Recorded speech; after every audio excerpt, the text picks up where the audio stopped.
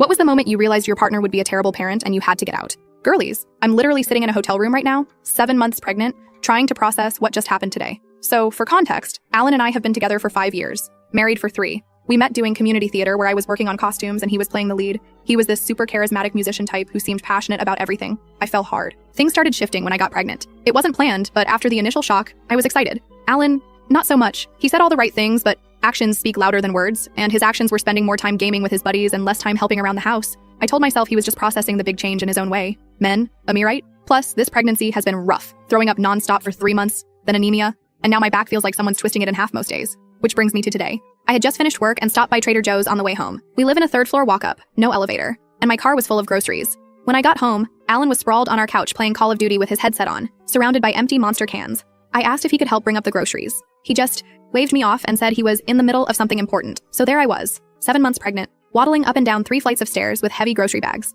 By the 6th trip, I was drenched in sweat, my back was screaming, and I could feel my ankles swelling inside my shoes. When I finally set the last bags down, I collapsed onto the kitchen chair, trying to catch my breath. That's when Alan looks over from the couch and says, "I'm not even exaggerating this. Jesus, you're getting disgusting to look at. You better lose that weight fast after the baby, or I'll find someone who actually takes care of herself." I literally couldn't process what I just heard. Then I heard laughter coming through his headset. His gaming friends heard him. He wanted them to hear him. Instead of crying or screaming like he probably expected, I walked over, smiled, kissed his forehead, and told him I needed a shower. The confused look on his face would have been funny if I wasn't dying inside. In the shower, with the water drowning out any sound, I finally let myself cry. But they weren't just sad tears. They were angry tears, clarity tears. I suddenly saw every red flag I'd been ignoring for 5 years in perfect focus. This wasn't new behavior. It was just the most blatant example yet. This was who he really was. And I was about to bring a child into this. A child who would learn that this is what relationships look like. A child who would either learn to treat others this way or accept being treated this way. No. Just no. I got out of the shower, put on my comfiest maternity dress, and told Alan I needed some air and time to think. He barely looked up from his game. I grabbed my hospital go bag,